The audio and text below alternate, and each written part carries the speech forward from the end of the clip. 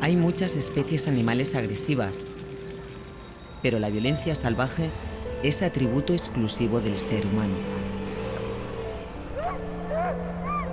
Masacres, torturas, violaciones, genocidios son parte de la historia del Homo sapiens, el más evolucionado de los habitantes del planeta. Estoy en la cocha, ha habido una bomba en el tren y hemos tenido...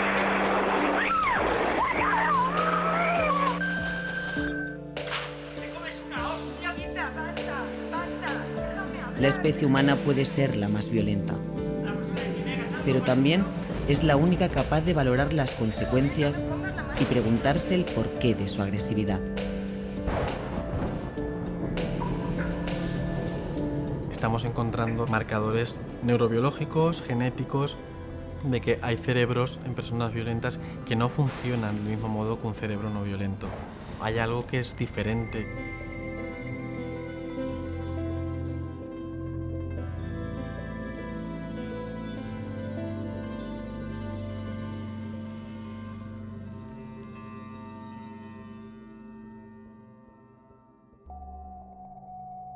He sufrido daño, he sufrido persecución, algunas secuelas supongo que arrastraré conmigo. Me dio un golpe muy fuerte a la nuca y me caí. Me quería hacer daño y no sabía cómo. Ser víctima es una cosa muy importante, es que la vida a uno se le quiebra. Son personas sometidas a situaciones muy límites, absolutamente límites, la situación más límite que puede tener un ser humano. Una situación que sufren millones de personas en el mundo. Son las víctimas de una violencia cuyas claves se esconden en los entresijos de la condición humana. Vamos a su encuentro.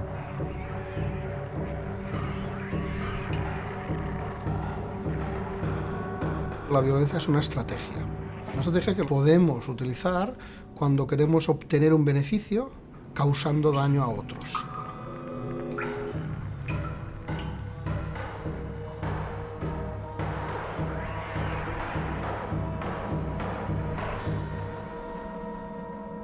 El hogar es el lugar más peligroso, con la excepción del ejército en tiempos de guerra.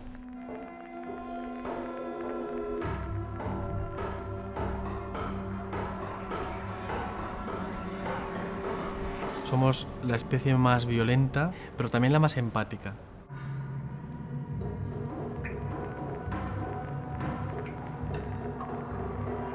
¿Quiénes son los agresores? Pues tú mismo, ¿no? O sea, no sé, tu familia.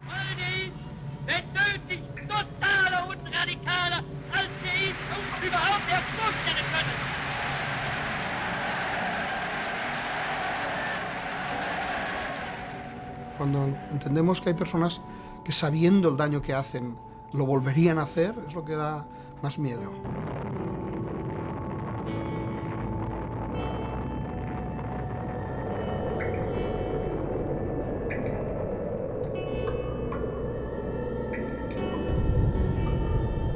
Seguimos el rastro que deja la violencia, un recorrido que nos llevará desde los orígenes del hombre y la agresividad primitiva a los últimos descubrimientos en neurociencia y genética.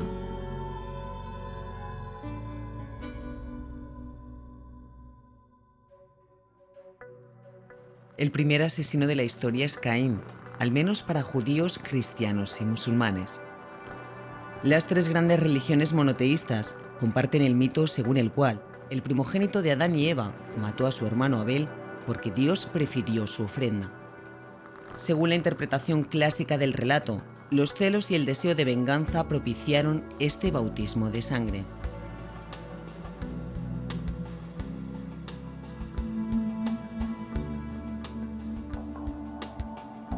Sierra de Atapuerca, Burgos.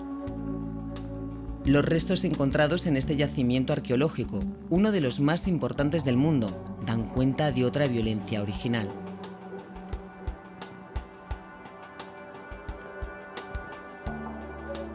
Es la prueba más antigua que existe en la prehistoria de agresión entre grupos, porque aquí lo que hay es consumo de descuartizamiento, en fin, descarnamiento, extracción o fracturación de huesos para extraer la médula, decapitaciones, en fin, todo lo que comporta pues el consumo de un cuerpo, pero a gran escala, toda clase de personas, niños y adultos.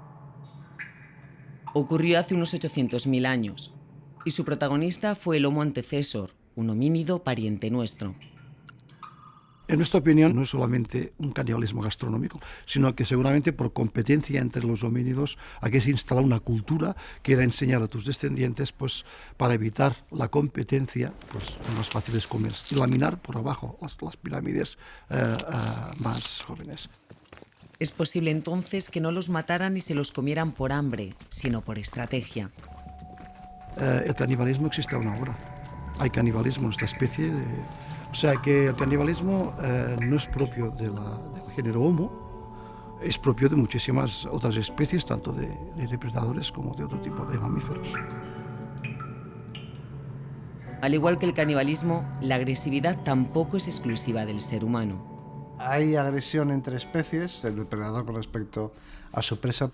Luego, dentro de la misma especie, hay agresión o agresividad entre grupos, y luego dentro de cada grupo hay agresión en relación con la jerarquía y el estatus, en relación con la competencia por la reproducción.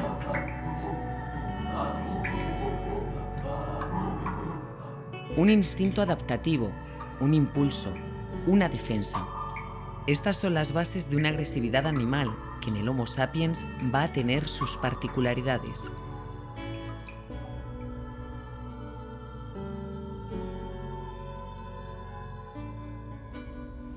Bien, buenos días. Vamos a intentar clarificar el concepto de violencia o de en qué se diferencia de la agresión y cuáles son los principales tipos de violencia. Luis Moya es criminólogo y profesor de psicobiología en la Universidad de Valencia. Para los criminólogos es muy importante entender qué estructuras neurales, qué receptores neuroquímicos, qué sustancias hormonales o qué genes pueden estar explicando la violencia, porque además de lo que es toda la parte social o toda la parte legal, la parte biológica es fundamental para establecer un diagnóstico. A continuación vamos a comenzar con el protocolo experimental. Tiene aquí toda la información de las medidas que vamos a ir. En su departamento de investigación se trabaja sobre la agresividad y sus variables psicobiológicas, las distintas señales de la violencia en el cuerpo y la mente. Y es que la ciencia lleva tiempo queriendo descifrar los códigos del comportamiento humano. Y ahora busca en el cerebro y la biología las raíces de la psicopatía, el maltrato, el odio, la ira, la guerra, la empatía.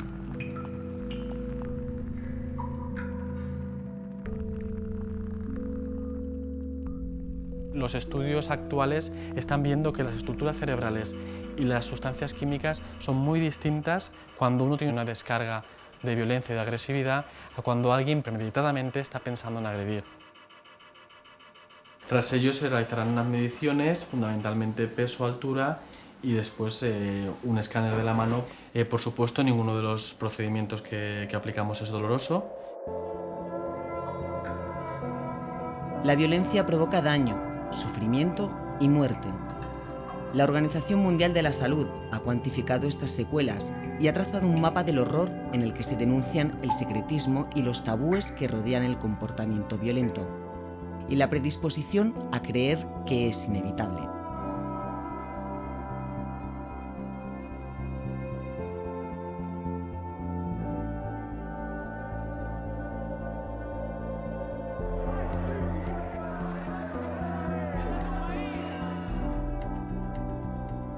Estoy en la silla, me sigue doliendo los brazos, a veces la tripa, y tengo una tetraplegia C4, C5, C6. Es lo que tengo hasta ahora. A mí me pusieron escolta policial en el año 2000. En el año 2003 mataron a mi hermano. Y han matado a muchos de mis amigos. Según la OMS, cada año más de 1,5 millones de personas en todo el mundo pierden la vida violentamente. Pero el Organismo de Naciones Unidas señala que estos datos son la punta de un iceberg. La mayor parte de los actos violentos no se registran, ocurren detrás de las puertas, ajenos a la estadística.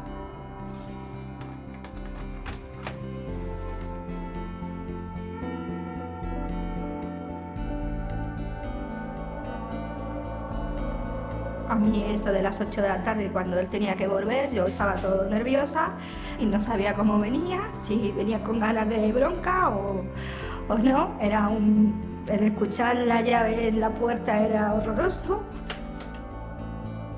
Y yo cada vez que sonaba la llave de mi puerta me ponía a morir. Existen más de 170 definiciones de violencia y muchos tipos de esta. Hay veces que se habla de la violencia como un instinto, como una emoción, como un síntoma de una enfermedad mental o simplemente como una patología de la agresividad. Nosotros entendemos que la violencia no es nada de todo esto, aunque tiene que ver con todo ello. En humanos se han establecido distintas categorías: violencia impulsiva, violencia física, agresión defensiva, violencia anónima, violencia premeditada, violencia autodirigida, violencia personalizada, violencia instrumental, la agresión sexual, la violencia sexual, las agresiones crónicas continuadas, la violencia psicológica, la coacción, la amenaza, las humillaciones, la humillación. También tendríamos casos más específicos como la violencia de género. Se sentía bien humillándome, disfrutaba viéndome tan pequeña como me hacía sentirme, porque me hacía sentirme muy pequeña. Y él se sentía como superior a mí. Todo viene a raíz de que yo me quedo embarazada. ¿Cuál fue mi problema? Pues que yo en mi embarazo engordé pues como 38 kilos. Empezó a ser un insulto diario. Estás como una mole, estás feísima, estás como una vaca. Él llegaba en estado de embriaguez y día también. Me fue cortando el círculo de amigos y de amigas, no quería que saliera a la calle. Soy hija maltratada también, aparte de ser maltratada por mi pareja, también por mi padre. Maltrato infantil. La negligencia. La violencia contra los mayores. El conflicto entre grupos. La violencia colectiva. La violencia de Estado. Los atentados terroristas. El suicidio como arma contra el enemigo. La guerra. La guerra. Cada hora, 35 personas mueren como consecuencia directa de un conflicto armado. Y en un día cualquiera, alrededor de 1.500 fallecen en actos de homicidio en el mundo, a una persona por minuto. El número de asesinatos en los países con más pobreza es el doble que en los ricos, y el número de muertos en conflictos, casi la totalidad. La relación entre progreso y guerras tiende a ser inversamente proporcional. Pero la violencia no solo causa muerte, ni es hija única de la desigualdad. Estoy en la silla por ser negro. Uf. Eso ya vuelvo todo el tiempo a contarlo, a veces me está dando mucha pena. Pero fue en 2007, en febrero, que un individuo me pedía el tabaco y como no tenía, empezó a insultarme los insultos racistas. Puto negro, ve tu sitio, no estás aquí. Tú tienes que volver al jardín zoológico. Viva España, arriba España. Luego, al darme la vuelta, me dio un golpe. Desde ahí hasta ahora estoy en la silla de ruedas. Un golpe seco en la nuca y la vida de Migua cambió para siempre. Estoy acostumbrado a despertarme sobre las 6 de la mañana. A las 10:30 estoy a la silla y luego viene la rehabilitación, la comida a las 1:30 por la tarde. Yo trabajé casi de todo, pero mi último trabajo fue de traductor, de intérprete a un centro de acogida por inmigrantes en Sigüenza. Muevo solamente los brazos un poquito y nada más. Nada más. Ser víctima es que literalmente quiebra la vida. Es decir, hay un antes y después de la victimización. El doctor Enrique Vaca es psiquiatra criminólogo y miembro de la Fundación Española de Victimología. Hace unos 20 años más o menos la victimología consistía fundamentalmente en estudiar qué características tenía la persona agredida y sobre todo las consecuencias. Entonces se olvidó un poquito la participación que el agresor tenía. Ahora se tiende a equilibrar un poco más la situación. Muchas veces se ha pensado que dirigir la mirada hacia el agresor es una forma indirecta de justificarlo. Estos temas son temas tremendamente sensibles y además son sensibles con razón. No, dirigir la mirada hacia el agresor no es justificarlo. Nos interesa entender al agresor porque es la única forma de hacer programas o acciones de prevención. Ahora en el viaje, ¿cuántas personas vienen? Porque un desconocido dejó tetrapléjico a amigo Abuene, truncando así la historia de ambos. El odio. El odio. Odio. Unos indicadores biológicos. Bajos niveles de empatía. La impulsividad. El sujeto que estalla porque no sabe manejar la situación. La baja tolerancia a la frustración. Baja tolerancia a la frustración. Resistencia a la frustración. Insuficiencia personal. La búsqueda de sensaciones. Componentes de edad. El hecho de ser hombre en sí mismo. Los factores de riesgo básicamente son ser hombre, ser joven. La violencia en un adulto suele tener antecedentes en la infancia, en la adolescencia. Difícilmente aparece de forma novedosa más allá de los 25 o los 30 años.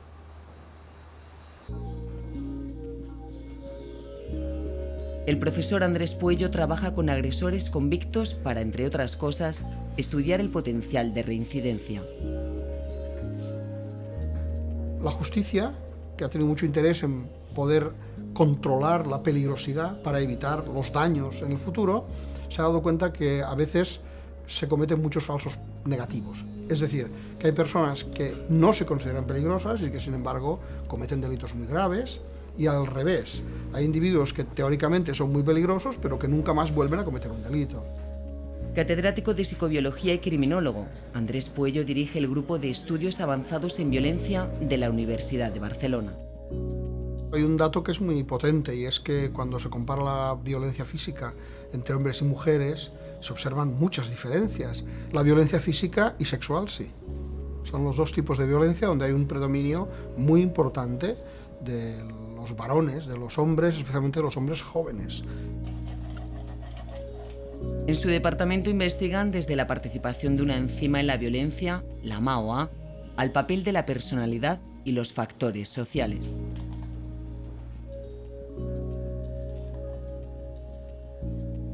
En general, las mujeres utilizan más la violencia psicológica, la negligencia también. De hecho, cuando se habla de mujeres asesinas, se suele hablar mucho de las envenenadoras, que es un paradigma de las mujeres que cometen ese tipo de delitos.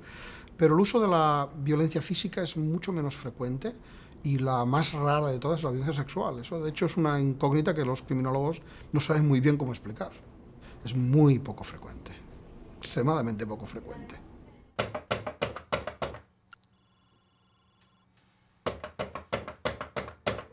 Lo que es verdad es que la mayoría de factores de riesgo que hacen que un hombre se comporte violentamente son los mismos que hacen que una mujer se comporte violentamente. Lugares muy tolerantes con la violencia. Situaciones sociales de mucho conflicto. Índices de deterioro social. La historia de violencia. El maltrato infantil. El niño maltratado que se convierte en maltratador. El consumo de sustancias. El consumo de alcohol. El consumo de alcohol. Las relaciones de pareja muy conflictivas. Una base evolutiva. Actitudes machistas. Una personalidad claramente machista. Indicadores biológicos. La estructura biológica. Las bases biológicas. Una dotación genética. Factores genéticos. No existe entonces una única causa que explique la violencia. Y de cada combinación de factores surge un tipo de agresor. Está el agresor circunstancial, ¿no? Es decir, la persona que de una forma, digamos, impulsiva genera una agresión que es puntual. Hay un agresor que se cree víctima. ¿Cómo es posible que alguien que comete estas barbaridades se sienta una víctima? Pues se da. Después está el agresor perverso, es decir, el agresor que se goza, que obtiene placer con la agresión. Tampoco es tan raro. Es el perseguidor, es el abusador, Hay muchos elementos perversos o dinámicas perversas en las agresiones, sobre todo de personas que viven juntas y que se relacionan. Hay mucho maltratador impulsivo, mucho maltratador inseguro, mucho maltratador insuficiente, de muchos tipos. Pero hay perversos también, sí. Se negó a darnos alimentos, darnos dinero para comer. Muchas noches que se despertaba y se venía al comedor donde yo dormía. Me despertaba con patadas. O me tiraba mucho tiempo sin dormir, porque cuando me dormía me lo encontraba sentado en el otro sofá mirándome. Para nosotros no tiene nombre ni rostro, no puede tenerlos. Yo le conocí con 13 años, fue el primer hombre que conocí, me tiré 25 años con él. Yo pensaba que todo el mundo vivía como yo vivía, hasta que mi hijo enfermó. Me encontré sola allí metida en el hospital y fue cuando empecé a darme cuenta de que en las otras habitaciones estaban el padre y la madre con sus hijos y yo no lo tenía. El obligado anonimato es otra consecuencia de una violencia tan específica como frecuente. Casi la mitad de las mujeres que mueren en el mundo por homicidio son asesinadas por sus maridos, parejas o exparejas. Y cuando ya volvimos del hospital, pues yo le dije que había dado cuenta de que eso no era un matrimonio, ni una pareja, ni nada. Y ahí fue donde vino toda mi historia.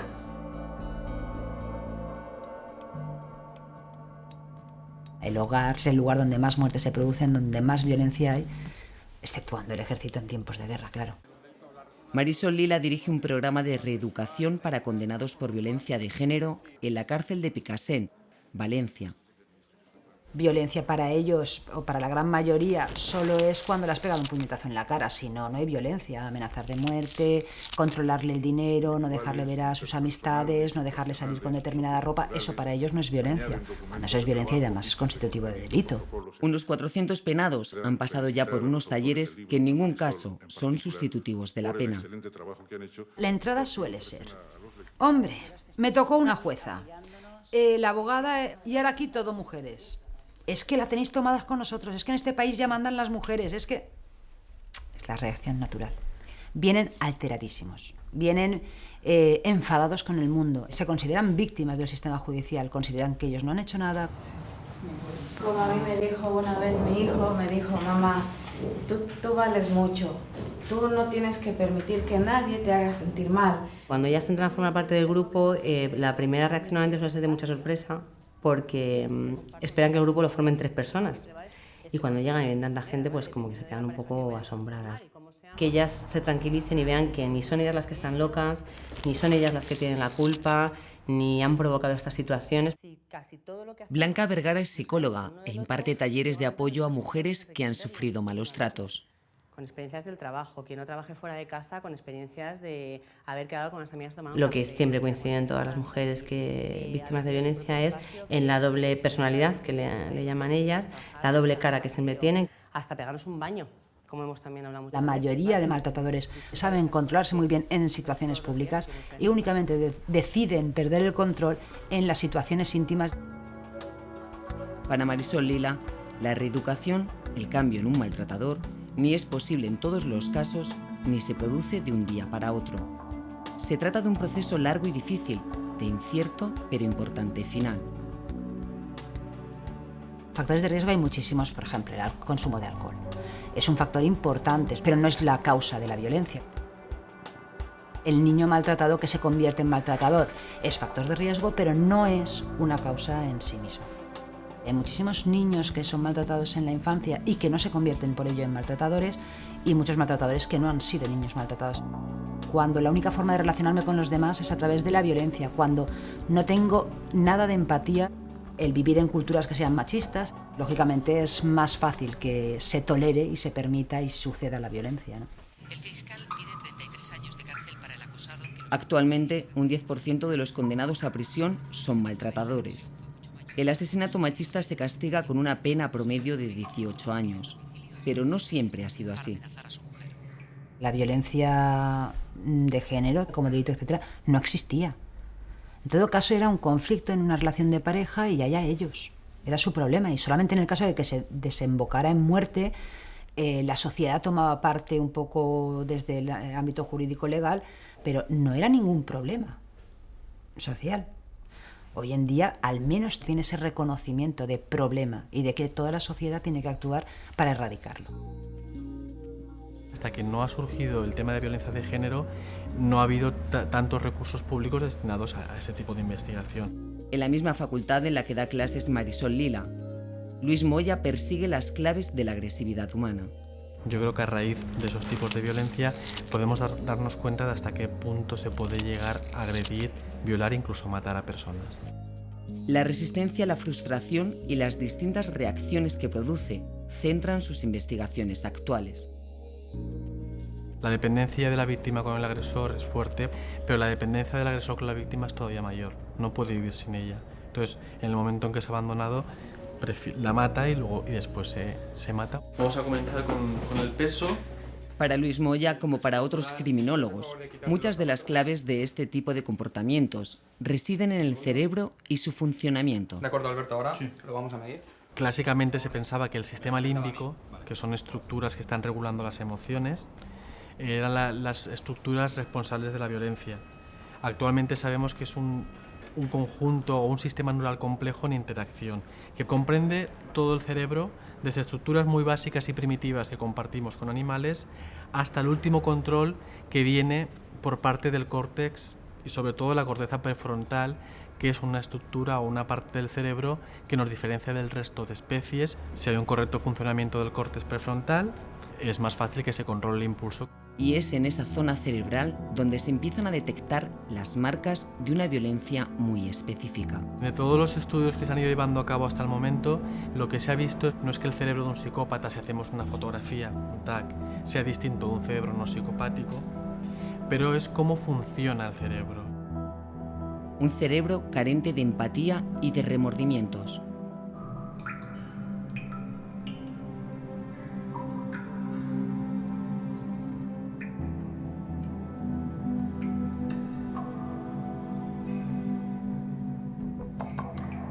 El psicópata tiene perfectamente bien entendido que cuando él quiere algo, pues no le importan las consecuencias, a veces no es capaz de controlar su propia conducta, no siente el daño que provoca en otros, ni él siente ningún sufrimiento.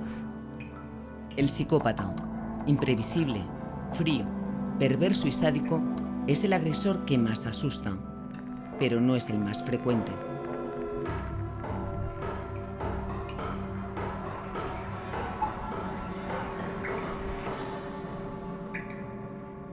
Ellos se creen virtuosos. Ellos creen que el fin justifica los medios y que, por tanto, simplemente ellos están trabajando por una causa. Pueden ser muy listos para muchísimas cosas, pero hay una distorsión cognitiva tal que se desarrolla el sectarismo de forma extrema hasta llegar al fanatismo. Hay que obligarles a ver lo que no quieren ver. Lo primero que no quieren ver nunca es a sus víctimas. Nunca ha pedido perdón a mí. Especialmente a mí no ha pedido perdón, porque tenía todo el tiempo para pedirlo, a pedir perdón, pero no lo hizo. ¿Sabes lo que pasa? Que es que ellos en la calle son estupendos. Tú llegas a esta situación y nadie te cree. Solamente servía para irme a una brolita y ser una puta, porque nadie me iba a querer para nada más. Es lo que me repetía siempre. Mi hijo, de tanto escuchar lo que me decía, pues un día llegaron a las manos. Porque no sabía más que repetirme siempre lo mismo de que nos repiten a todas. Y mi hijo se pegó con él, llegó a pegarse con su padre y mi hijo tendría 14 años, tenía más. Marcadores biológicos nos pueden predisponer a ser violentos, pero cualquiera de nosotros, en circunstancias determinadas, podemos ser violentos. Aunque algunos parten con más opciones que otros. El hecho de ser hombre en sí mismo es más probable por tu conformación de tus vías serotoninérgicas y de otros sistemas de neurotransmisión que tengas alteraciones de la conducta violenta. Más fácil. 15 por 7. 120. Error, comienza de nuevo. ¿No puede calcular más rápido? 589 por 13. Por favor, concéntrese. En los laboratorios se reconstruye un particular escenario del crimen y se siguen las pistas que dejan neuronas, enzimas, hormonas, genes.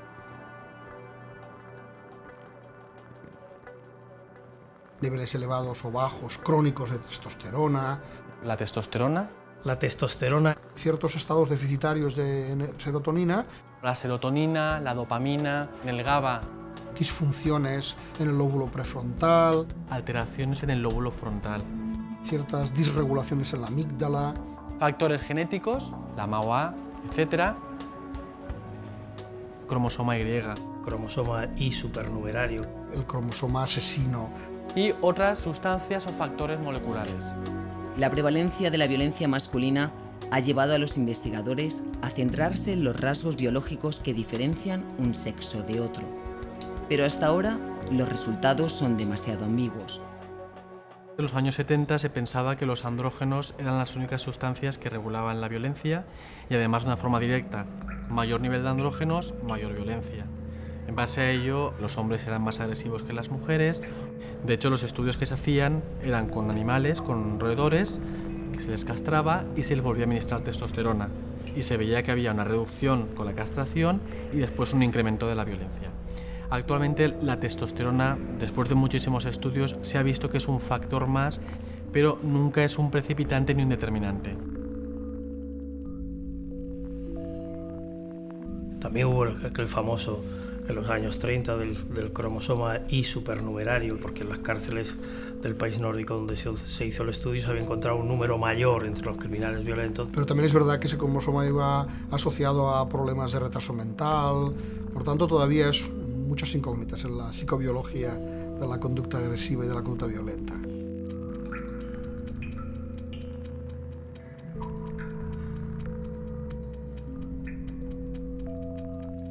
También somos o estamos marcados por siglos de evolución y el reparto de roles que se ha producido durante mucho tiempo ha marcado los cerebros.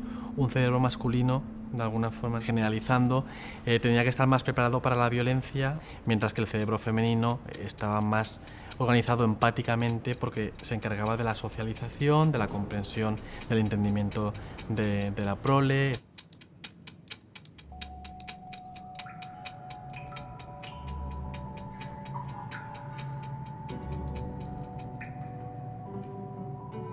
En las cuevas burgalesas de la Sierra de Atapuerca está escrita buena parte de la historia de esa evolución. Esto es el Homo antecesor, que es el que os he presentado antes, eso es. Claro, sería Neandertal, luego este y el último... Sí que hay muchas trazas de golpes, y de golpes que parecen de pelea, porque están dados en diagonal. Hay muchos traumatismos en este tipo de restos, lo que indica que realmente era una sociedad muy dura. Eudal Carbonell es codirector de las excavaciones de Atapuerca, un tesoro arqueológico declarado Patrimonio de la Humanidad. Una lanza que se puede utilizar para cazar un caballo, factiblemente se puede utilizar para cazar a una persona o tirar piedras, es algo consustancial en la propia movilidad humana. Y por supuesto después también hay cuchillos, hay herramientas como hachas de mano, o sea, hay todo un repertorio que se puede utilizar obviamente como arma. Nosotros como especie biológica en realidad hemos evolucionado en el sentido de reducir y eliminar las tensiones.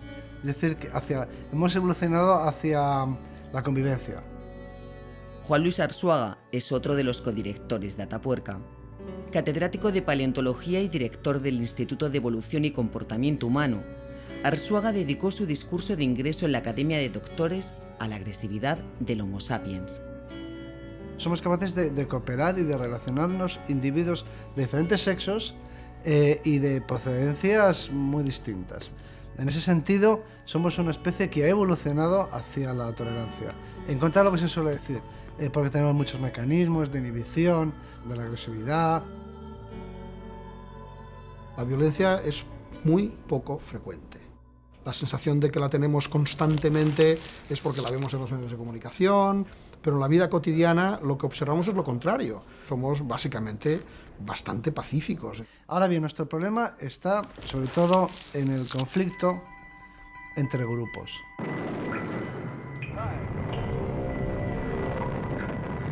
Los seres humanos somos una especie de mamíferos sociales y los mamíferos sociales siempre, los grupos compiten entre sí por los recursos, o sea, compiten porque la selección natural actúa a ese nivel. Lo que pasa es que los grupos humanos han llegado a ser muy numerosos y además de muchos tipos. Hay grupos que son étnicos, por ejemplo, hay grupos que son ideológicos, es decir, religiosos, castas en algunas sociedades, políticos, de todo tipo. Los grupos son por definición excluyentes. Y eso hace que sea relativamente fácil enfrentar a un grupo con los demás, con otro, ¿no? Buscar agravios, buscar ofensas. Y eso es lo que hacen los demagogos. Están dispuestos a derramar por sus ideas hasta la última gota de tu sangre. No de la suya, pero de la tuya sí. Entonces, lo sorprendente no es que haya caraduras. Lo increíble es que funcione, ¿eh? Que eso funcione. ¿Y por qué funciona? El miedo, la cosificación de la víctima, la manipulación, porque desgraciadamente somos muy cooperativos. la obediencia a la autoridad, La obediencia a la autoridad, La obediencia, creencias, las creencias, valores, creencias, lo que sea, ¿no? Mitos. Es el caldo de cultivo en el que el grupo, o un individuo en su nombre, se siente amparado, cuando no bendecido, para atacar al otro, al que no es de los suyos.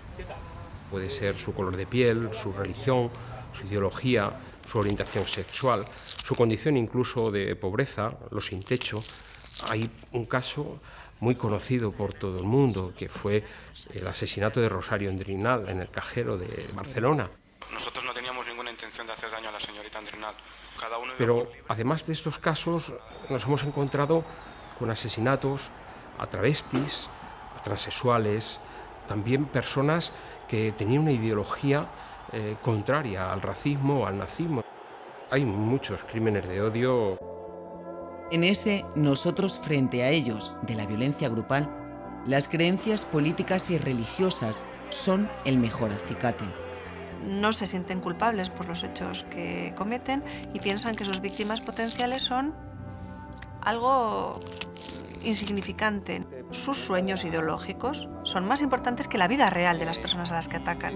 Para nosotros yo creo que es un honor poder tener a los dos con Es el sectarismo llevado al nivel más extremo y el egocentrismo llevado al nivel más extremo y la falta de imaginación llevada al nivel más extremo. Y muchos especialistas consideran que la violencia machista es también una violencia de grupo. Se entiende que esa violencia la sufrimos las mujeres por el hecho de ser mujeres, ¿no? Entonces viene de esa idea del dominio del hombre, viene de esa idea de la sumisión de la mujer, de la desigualdad de poderes desde un inicio. Se calcula que la violencia mata directamente al 7% de las mujeres fallecidas en un año y al 14% de los hombres. Víctima y victimario comparten en desigual proporción el rostro masculino de una violencia grupal muy reincidente. Evolutivamente la violencia, excepto en algunas situaciones, no es muy eficaz como estrategia y por lo tanto tenemos mecanismos inhibitorios, ¿no? Pero somos capaces de bloquear estos mecanismos inhibitorios y uno de ellos es convertir al individuo sobre el cual vas a ejercer toda tu violencia pues en un objeto. Por ejemplo, hubo una época en Argelia, hubo un auténtico episodio largo de terrorismo donde los islamistas asesinaban a bebés, los degollaban, entonces decían que eran la semilla del diablo, que no eran niños, que eran algo así como excrecencias que habría que exterminar, ¿no? Cuentan que Herodes hizo lo mismo en Judea. Es el infanticidio con el que se trata de eliminar futuros peligros. Un horror factible porque antes se ha emprendido lo que los expertos denominan la construcción del enemigo. que es el paso, un sutil paso del adversario al enemigo. Es decir, el adversario es otra persona. El enemigo deja de ser otra persona. Ese es el paso, ese es el clic, terrible clic, que hace que el otro quede desposeído, por así decirlo, despojado de sus características de ser humano y se convierta, por tanto, en un peligro. El enemigo nunca es humano. La guerra nunca se ve como un castigo, se ve como una defensa. Por eso los ministerios se llaman de defensa.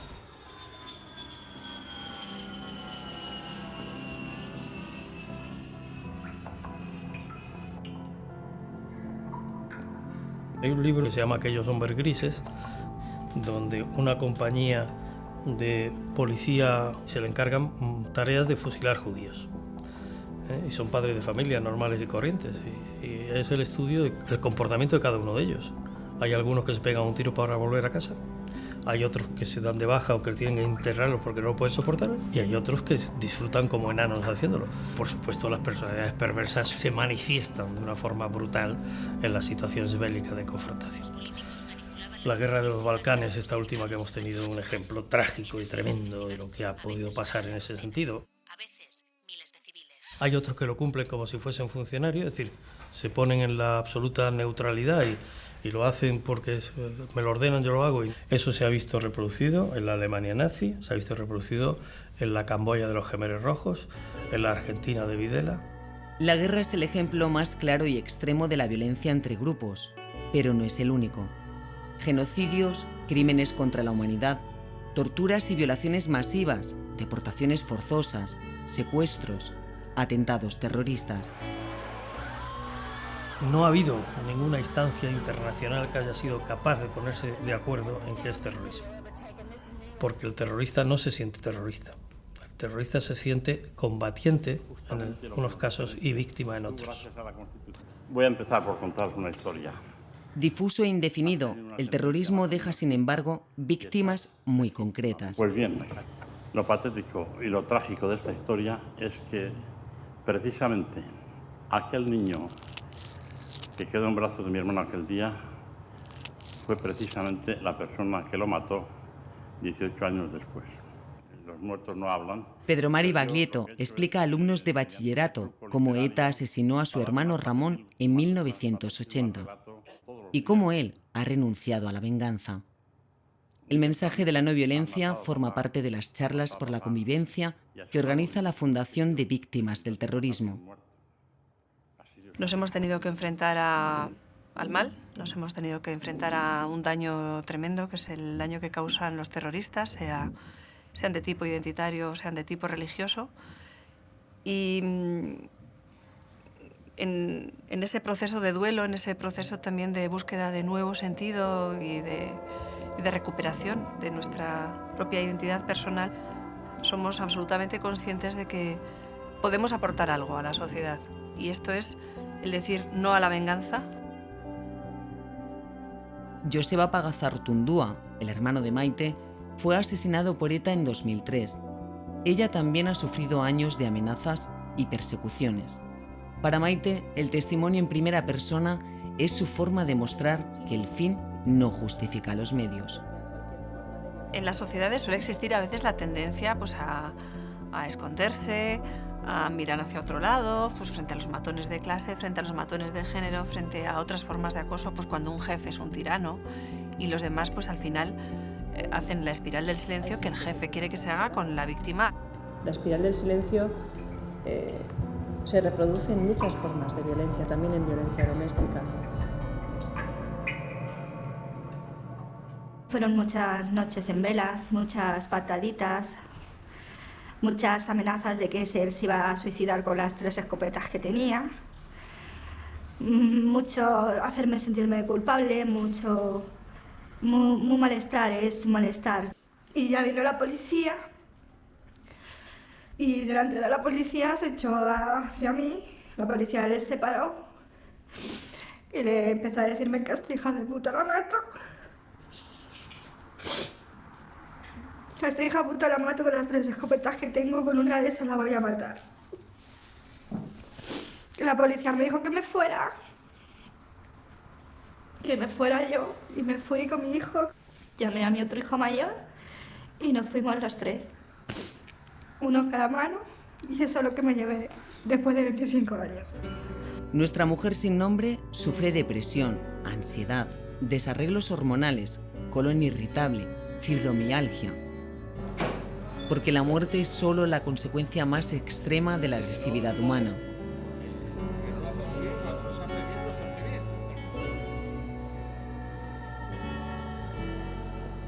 Por cada persona que muere violentamente, muchas más resultan heridas y sufren problemas físicos, sexuales, reproductivos o mentales.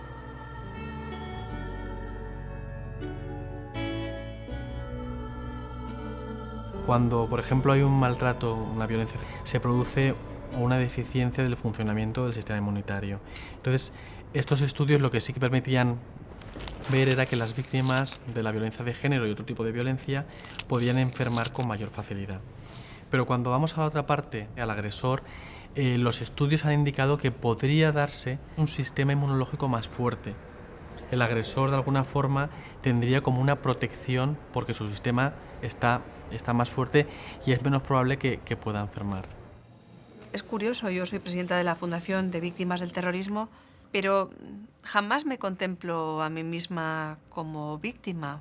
Yo sobre todo lo que pienso es que soy una ciudadana que he sufrido un daño y que represento a muchos ciudadanos que han sufrido daños tremendos.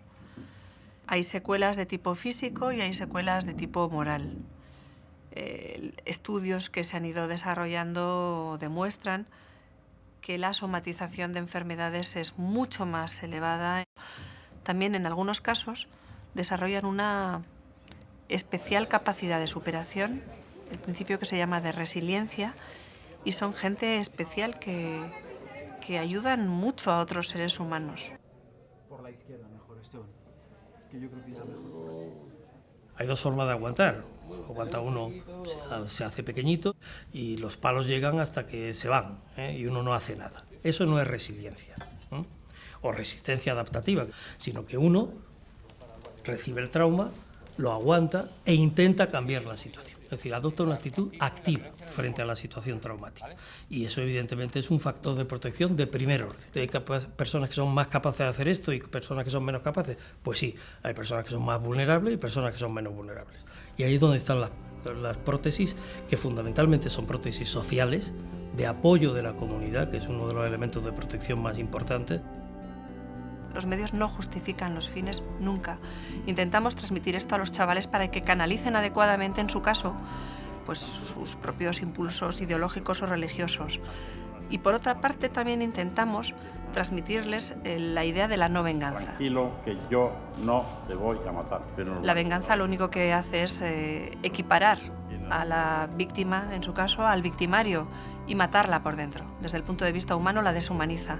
Y en una historia dura a la que nos hemos enfrentado y que les transmitimos a ellos, conseguimos, creo, una enorme empatía humana, y en esa empatía humana, de repente, todos esos conceptos éticos, pues, en fin, parece que los interiorizan y que los entienden.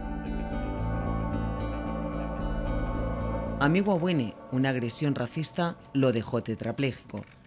Él también ha querido convertir su historia en un ejemplo. Odio no.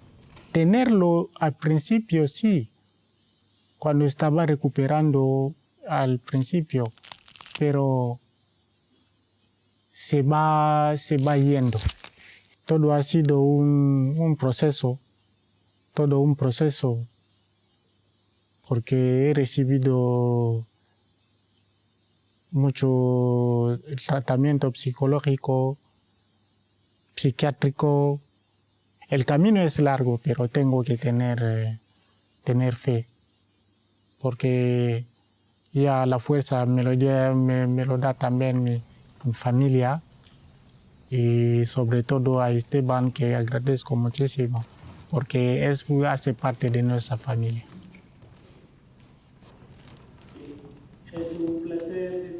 Yo me encontré a Migua y a Mireia en una situación extrema. Personas que incluso valoraban dejar de vivir. Pero de ese momento a hoy ha sido un largo camino de superación de obstáculos, donde nunca encontré ningún ánimo de venganza. Tampoco encontré odios. Lo que sí me encontré fue con esfuerzo, con sacrificio, con superación del dolor, con brazos abiertos a la sociedad que les ha acogido y con ganas de construirse un nuevo proyecto. Y en eso estamos. Recibe mucho apoyo de la gente que no conozco. Esta es una fuerza invisible que me sigue dando un paso más para adelante. En esta nueva etapa creo es una etapa muy importante para concienciar mucha gente que podría, por desgracia, ser agresores, de concienciarle para que no vuelva a suceder. Yo creo que nos van a hacer mucho bien a la sociedad. Es decir, lo que hemos aprendido es cómo el mal le podemos dar la vuelta y convertirle en una acción positiva, en una acción buena, en una acción empática con todos, en una acción de alto nivel ético, que es lo que representan ellos. Quiere decir que somos importantes en la sociedad. La empatía sería la capacidad de ponernos en el lugar de los demás, de ponernos en la piel de los demás y poder llegar a sentir o a entender el estado emocional del otro. En realidad tiene dos componentes. Tiene un componente cognitivo, que sería la toma de perspectiva y la fantasía, básicamente, es decir, entender cómo piensa el otro, y tiene un componente emocional, que es llegar a comprender las emociones, los sentimientos del otro.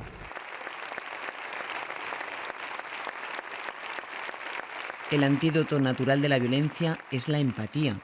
Y según la psicología, lo contrario de la empatía es el egocentrismo.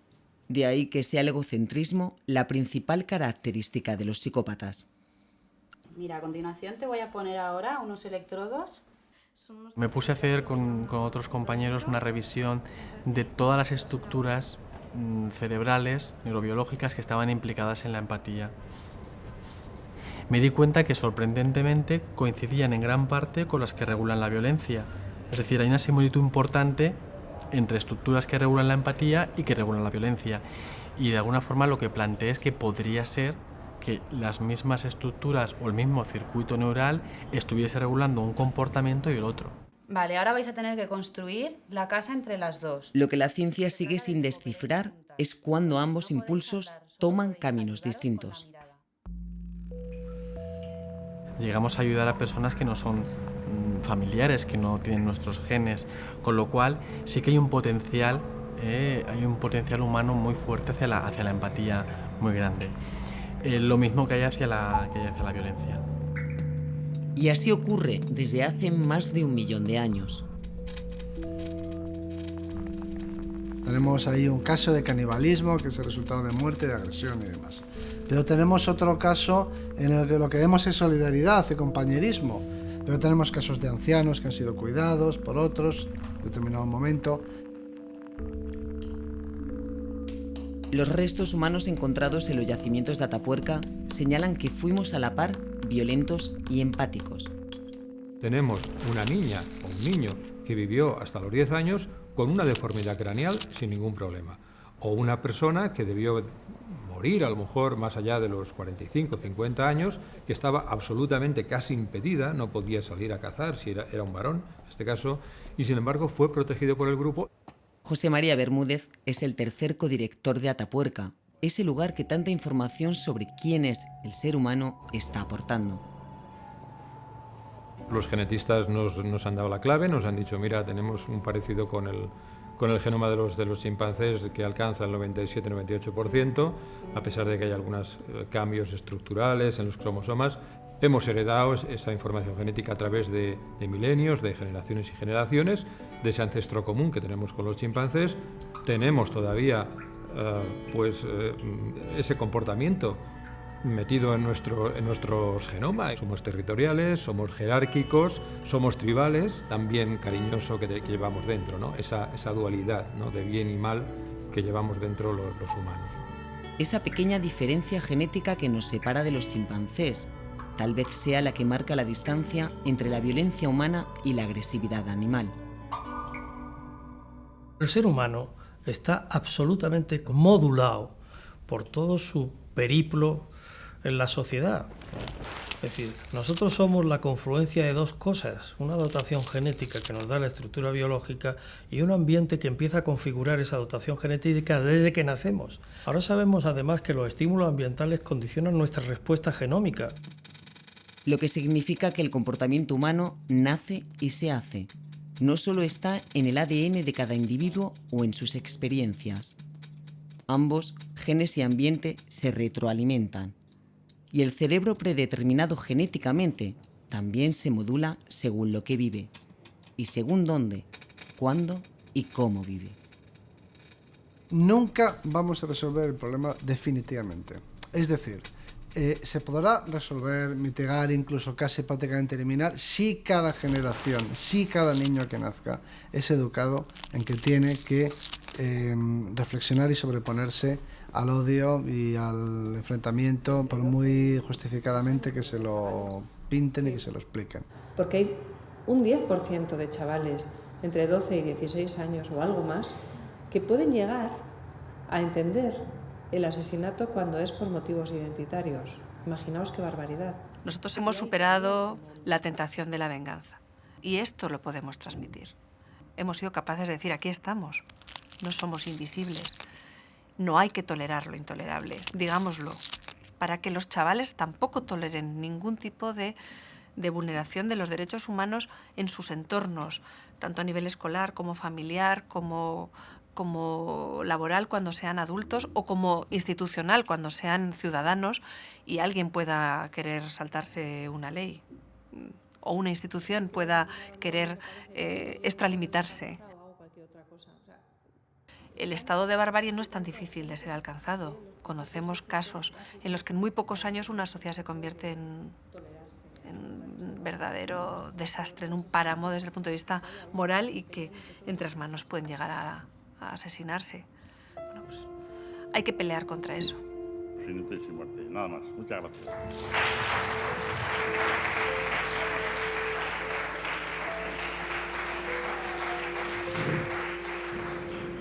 Que no haya otro Miwa para allá que se llamará X, no lo sé. Que no haya. Porque lo que me ha hecho a mí me ha destrozado la vida.